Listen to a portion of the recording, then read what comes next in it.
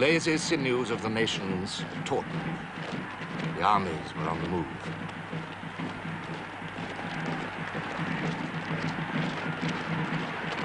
Peace exploded into cheers and music.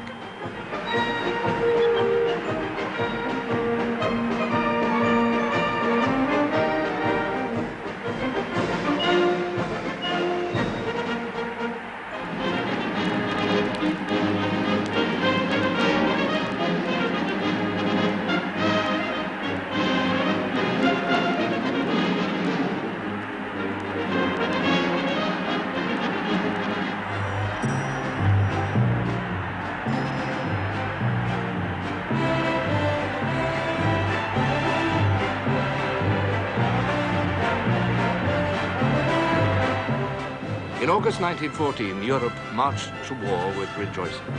Tense wires of apprehension snapped. Those in every nation whose lives had been drab, who had endured discontents, who were restless, disgusted, filled with envy or with high ideals, a cause was now offered, and a duty. Enthusiasm was reborn.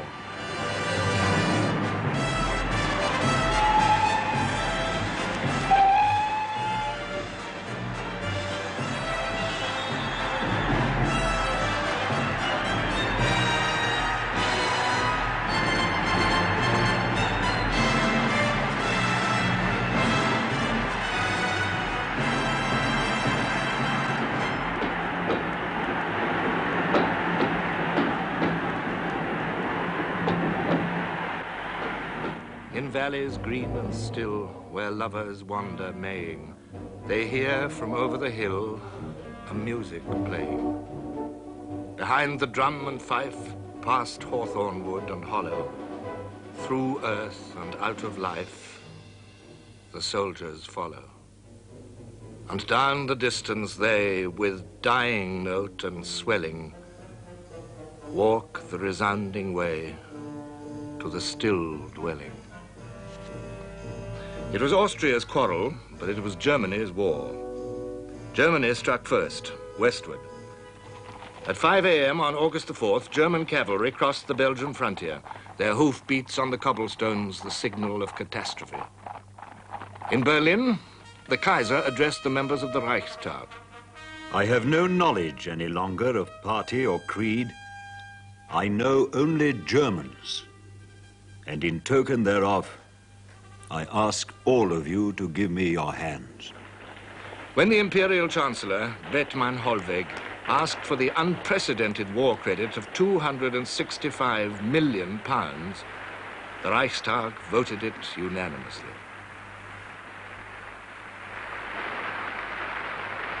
Bethmann Hollweg stated Germany's position in the clearest terms.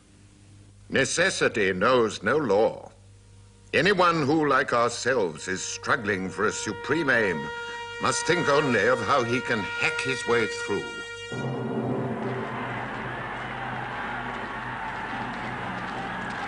Through international agreements, through the very concept of neutrality, through Belgium.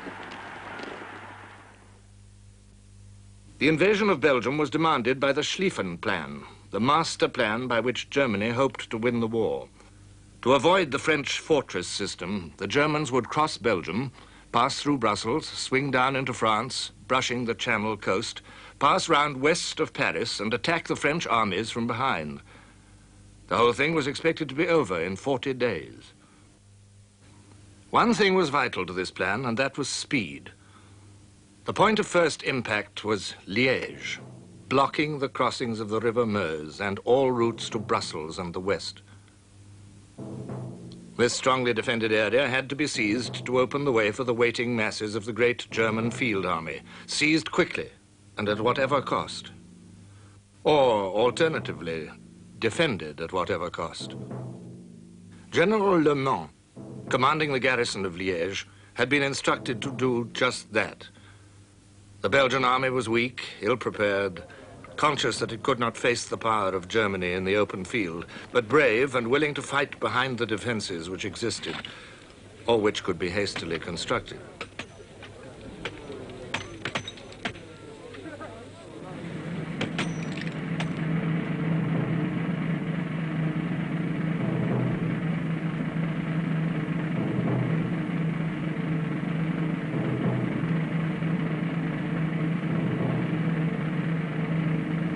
They were facing the most powerful military machine in the world. The army was the embodiment of Germany's soul. All the hopes and all the pride of this young, expanding, thriving empire found expression in it. Every young man was liable to serve, and most of them were overjoyed to do so. When the army marched, all Germany marched too.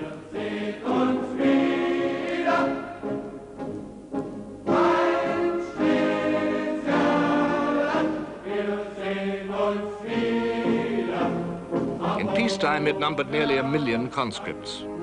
Behind them stood over 4 million trained reserves, and a final potential of almost 10 million. The backbone, as everywhere, was the infantry. 78 divisions, drawn from the swelling cities, the famous old towns, the wide and various countryside of the German Empire. They were mostly peasants, sturdy, patient, brave, dependable. And their hard core was 110,000 superbly trained non-commissioned officers. The cavalry numbered over 100,000. They were the Kaiser's favorites, cuirassiers, dragoons, uhlans, with flat-topped helmets and fluttering lances. The Crown Prince's regiment was the Death's Head Hussars.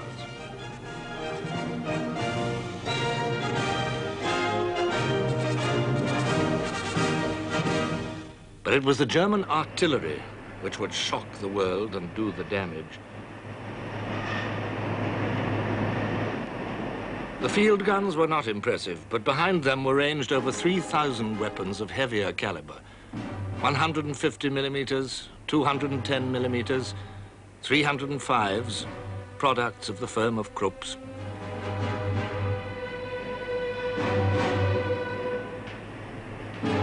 It was a crushing weight of heavy guns, well supplied with shells, waiting to tear a continent apart.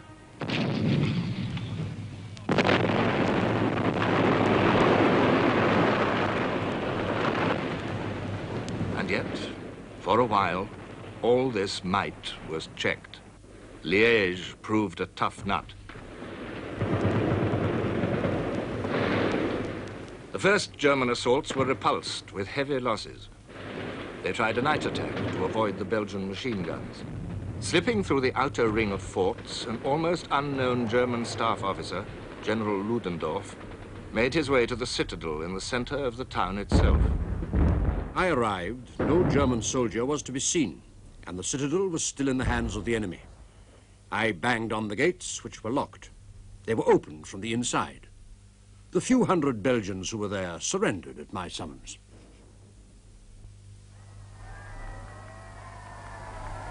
There was jubilation in Germany. The Kaiser kissed von Moltke rapturously. But the excitement was premature. General Le Mans was not in the citadel. He was in one of the forts. And under his firm direction, these continued to resist.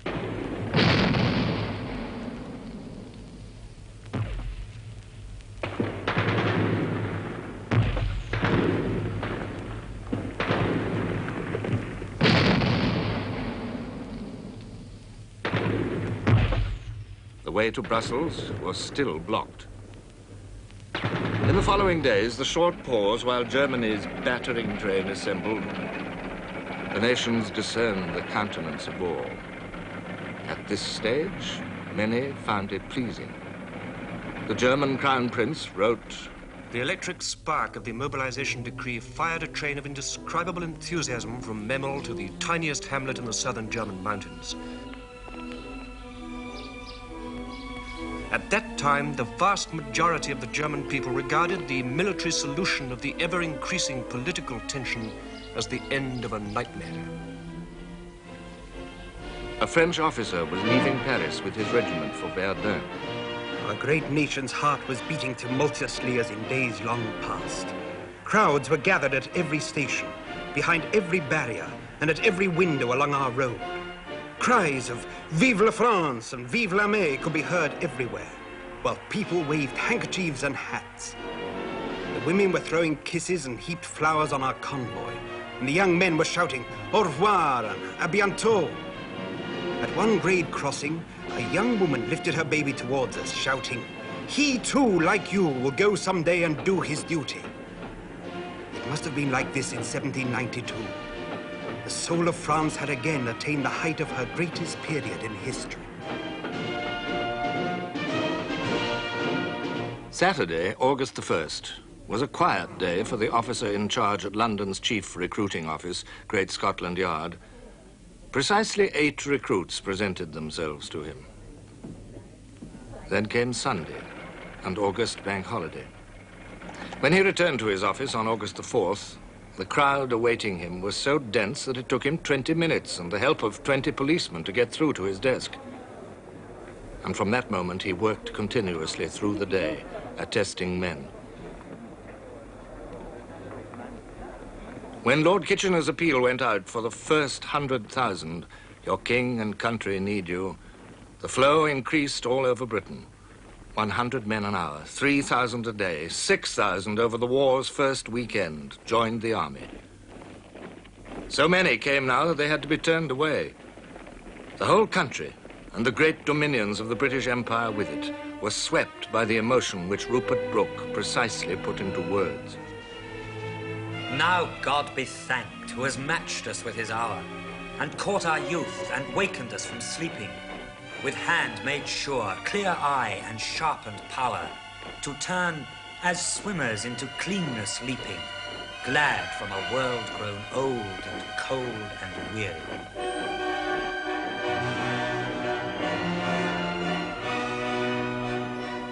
Neither religion, nor socialism, nor the most pure pacifism was immune from the surge of this worldwide outburst of passion. Among the cheering London crowds on August the 4th was the philosopher Bertrand Russell. I had fondly imagined that wars were forced upon a reluctant population by despotic and Machiavellian governments. But now I was tortured by patriotism. I desired the defeat of Germany as much as any retired colonel. Love of England is very nearly the strongest emotion I possess, and in appearing to set it aside at such a moment, I was making a very difficult renunciation. The liberal Manchester Guardian, an important platform for pacifist opinion, said in its editorial on August the 5th, England declared war on Germany at 11 o'clock last night. All controversy is therefore at an end. Our front is united. Now there is nothing for Englishmen to do but to stand together and help by every means in their power to the attainment of our common object, an early and decisive victory over Germany. It was quickly obvious to thoughtful men that nations in this mood would not easily give up the struggle. Obstinate Liège was already becoming a symbol. General Le Mans was the war's first hero. The phrase, gallant little Belgium, was born, adding fuel to the emotionalism of the moment. Behind Liège, the image of a brave king and a resolute people rallying against aggression was firmly planted. The world applauded a small David who did not fear Goliath.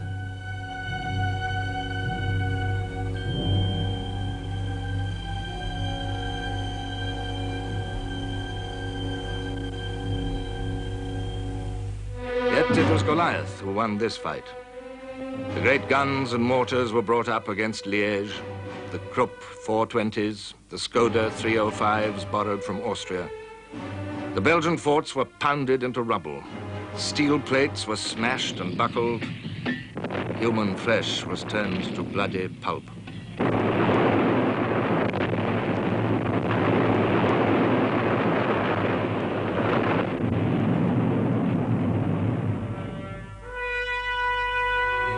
General Le Mans was buried under the wreckage and dug out to find himself a prisoner. His German captors allowed him to keep his sword. The war was young enough for such gestures, and the Germans could afford them, for with the fall of Liège, there was nothing to prevent their masses from pouring into Belgium, towards Brussels, and down the River Meuse. The Belgian army could not hope to stop them. It would be up to Belgium's allies. They, too, were on the move. Carefully in step with Germany, the French army mobilized, called in its reservists, issued them with boots and live ammunition, drafted them to divisions, army corps, and armies, and massed them behind the frontier. On foot and by train, horses and men moved to their ordained positions. A regulation was turning into a catchphrase. 40 hommes, 8 chevaux. 40 men or 8 horses. Neither men nor horses found it comfortable. France also had a plan, Plan 17. It was as simple as von Schlieffen's, but scarcely so promising. Whatever the circumstances, it is the Commander-in-Chief's intention to advance, all forces united, to the attack of the German armies. Whatever the circumstances, the French army would advance. Whatever the circumstances, in full strength. Whatever the circumstances, through the lost provinces of Lorraine and Alsace, towards the Rhine. There were few who doubted, for the army was France's pride, a firm rock amid the shifting sands of Republican government. The French infantry was still dressed in the red trousers and the red képis of 50 years before. Like the Germans, most of them were peasants, strong and hardy, more enduring than anyone supposed, and possessing a quality of Gallic fury which was heightened by their mission to attack. Amid the historic costumes of old France, there was a whiff of Africa. Zouaves and Turcos from Algeria and Morocco, and the famous Foreign Legion.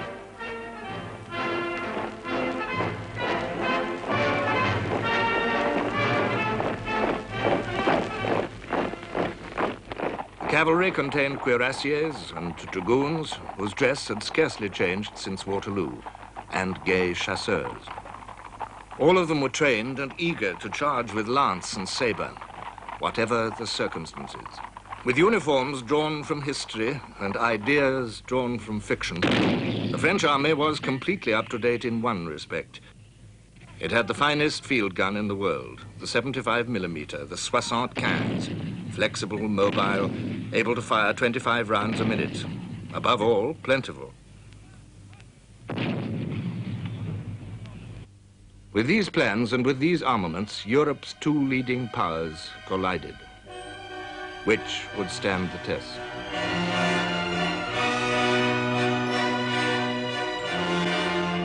While Germany waited for the fall of Liège to open the way for her masses in the north, the French struck in the south into the green mountains of Alsace.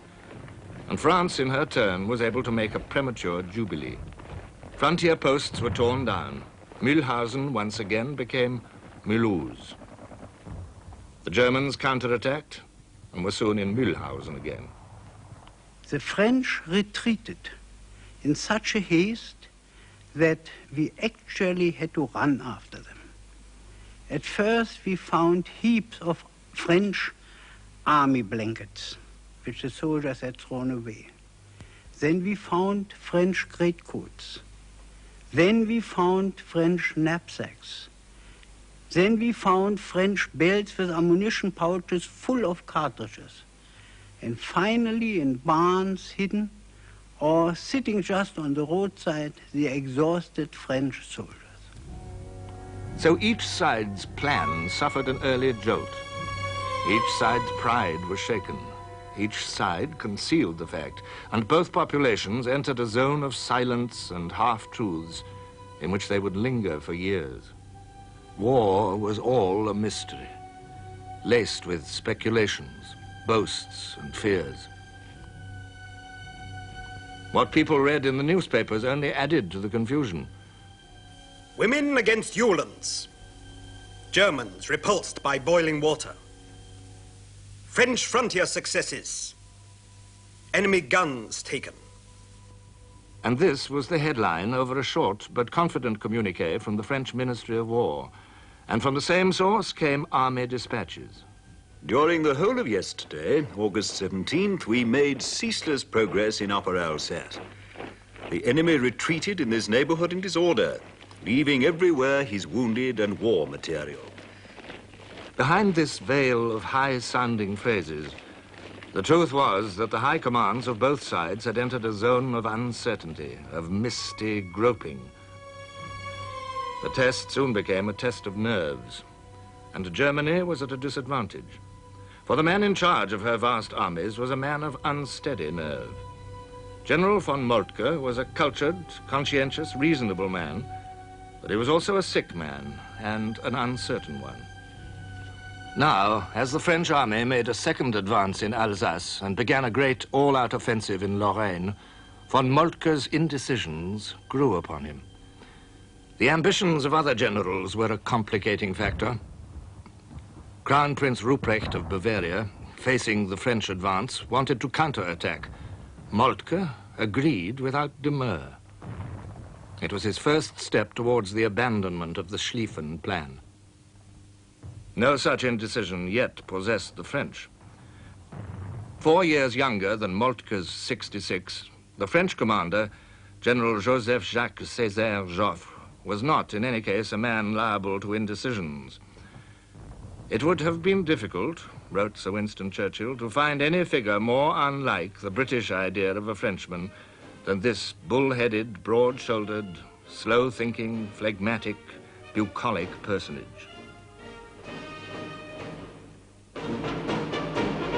There were few questions in the French army during those early August days. The prophets of the offensive had laid down the doctrine. For the attack, only 2 things are necessary: to know where the enemy is and to decide what to do. What the enemy intends to do is of no importance.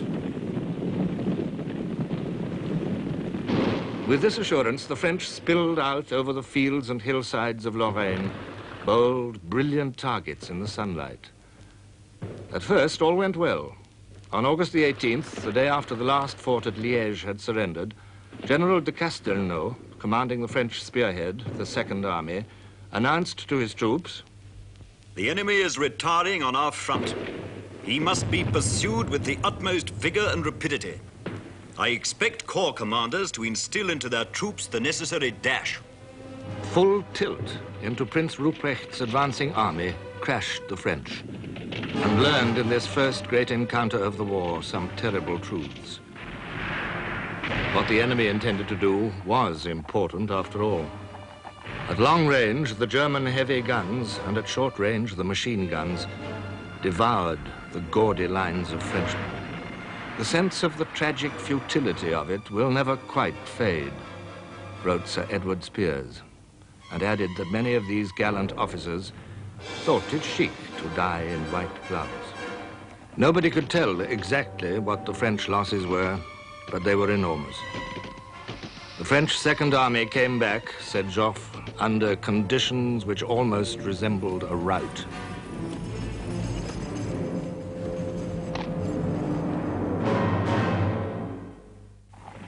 The march of the great German right wing was now unfolding. As the Belgian army retired towards the port of Antwerp, General von Kluck's First Army entered Brussels with all the panoply they could summon, streaming through the city hour after hour, a deliberate display of power to overawe the population. On Thursday, the 20th of August, the Germans entered Brussels. It was a marvelous sunny day, but still, I keep the vision of grey all over the town. They arrived in long streams, long grey streams. It was a sinister, greenish grey. Even their helmets had a grey cover. They went along in the main street of Brussels with their war equipment, with their war material, heavy guns, their officers on horseback, and their music, that music of drum and fife, and always the same little tune. At the same time as this demonstration, the German Second Army, which had taken Liège, arrived in front of the fortress of Namur, and the great guns were heard again. 2 things became clear to the French High Command. The Germans were evidently strong in Belgium, and the frontier fighting proved that they were strong in Lorraine. Strong on the right, strong on the left. What of the center? Surely they could not be strong everywhere. Hopefully, the French struck again, in a region where everything favored concealment, ambush, and surprise. This was the Ardennes.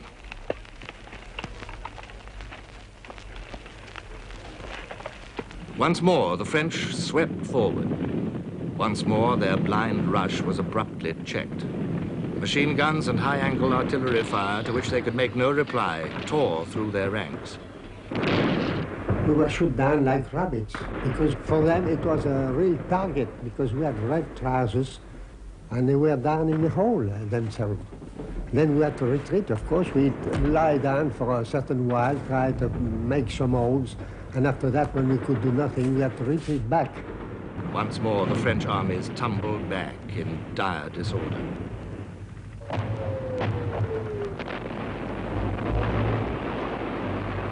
The dream was wearing thin, reality asserting itself. The reality of the Schlieffen plan unfolding stage by stage with awful deliberation. The reality of the great strength of Germany. Amid the fear and hatred which surrounded the advancing German armies, other truths were also being revealed. We entered the village, a company of approximately 200 men, and we were just taking off our knapsacks and queuing up for the soup kitchen, who wanted to give us some food, when a terrific firing started. From all sides we were fired at. The cook and his mate were killed.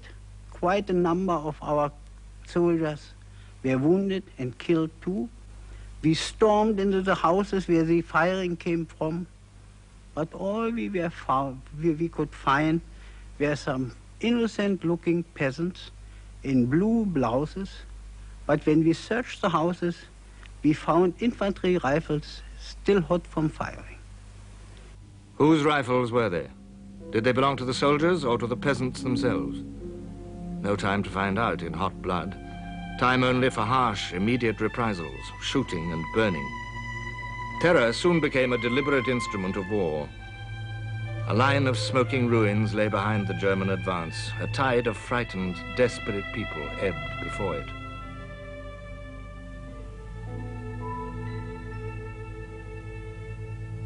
The Germans convinced themselves that they were victims of systematic guerrilla warfare. General Ludendorff wrote, "For my part, I had taken the field with chivalrous and humane conceptions of warfare. This guerrilla war was bound to disgust any soldier. My soldierly spirit suffered bitter disillusion." The bitterness increased. The rage boiled over.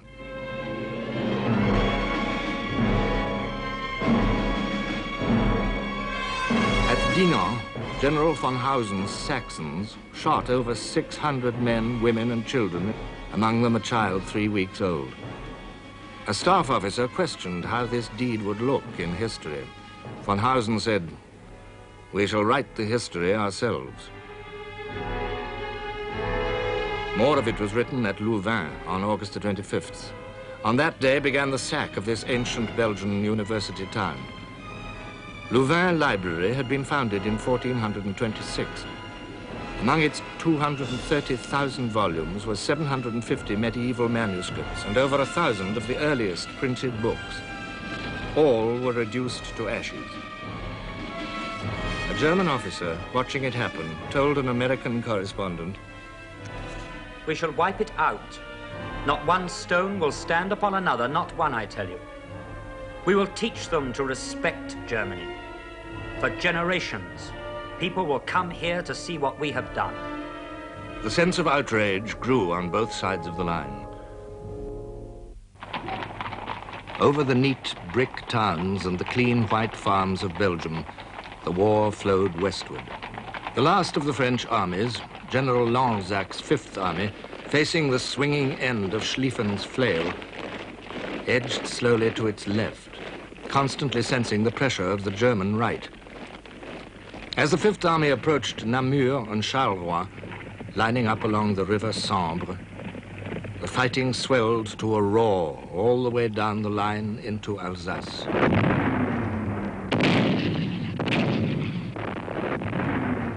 And now another element was coming into play. the British Expeditionary Force. For once in British history, an army was taking the field with incredible efficiency.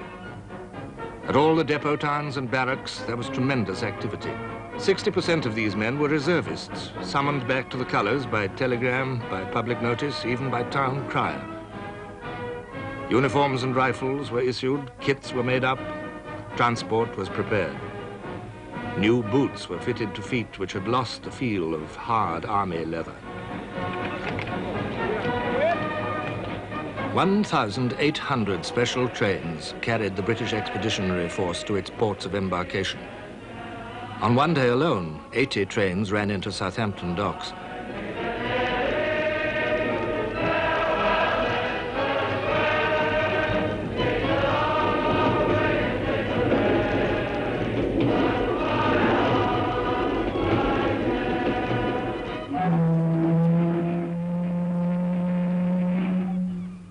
An average of 50,000 tons of shipping per day, safe and unhindered under the protection of the Royal Navy, carried the Expeditionary Force to France.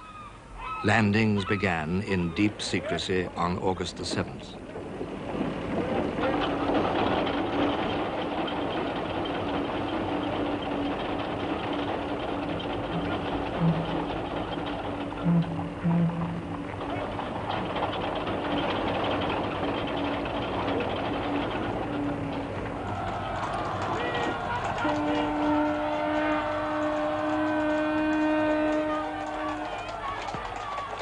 The commander-in-chief of this army was Field Marshal Sir John French.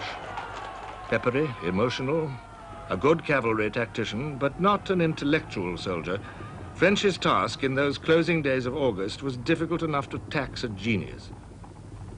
Sir John French believed that he was about to take part in a vast Allied advance to the Rhine.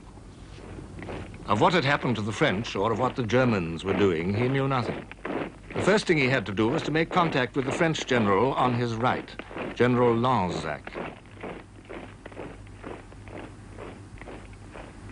News had just come in that the German armies were making for a place on the Meuse called Huy, H-U-Y.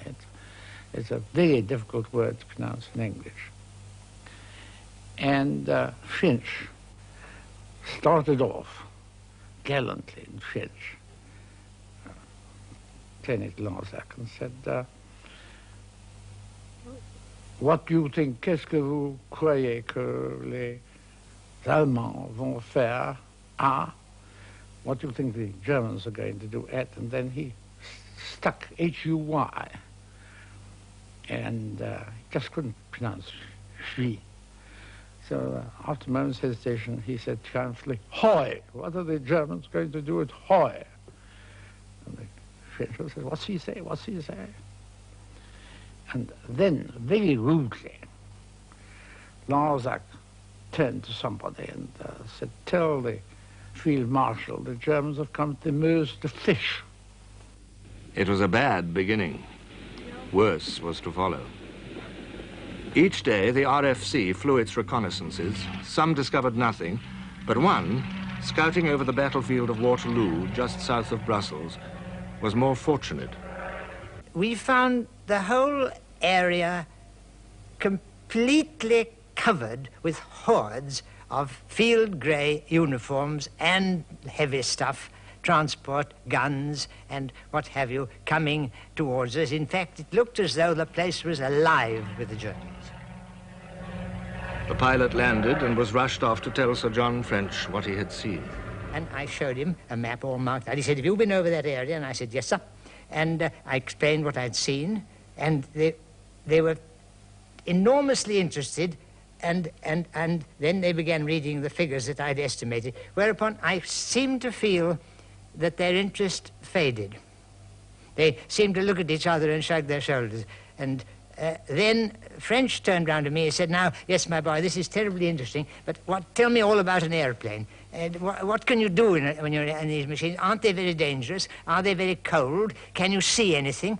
What do you do if your engine stops? And all that sort of stuff. And I couldn't bring him back to Earth, because obviously he wasn't interested. And then I again tried, and he looked at me and he said, yes, this is very interesting, what you've got, but you know, our information, which of course is correct, proves that you really, I don't think you could really have seen as much as you think. Well, of course, I quite understand, you may imagine you have, but it's not the case. But the French on the right knew all about this and were falling back at the very moment when the British believed that they were advancing. It was a bad moment for Lieutenant Spears, whose duty was liaison between the two armies. I knew that the British Army was absolutely relying on this advance to complete its own movement. And the position of the British Army was extremely dangerous because we believed that a couple of German army corps were moving quite unopposed round the flank of the BEF, which was on the extreme left of the whole Allied line. Well, I, that is, a young officer, had come to tell, on my own responsibility, come to tell Sir John French that he couldn't rely on the French advance. And indeed, that if he continued advancing as he was planning to do, it was the destruction of the whole of the British Army. We were walking straight into the mouth of a trap, enormous trap. The dream of advancing through Belgium was at an end. From here onwards, it would be all harsh reality. The date was August the 22nd. The position which the army reached was the battlefield of Mons.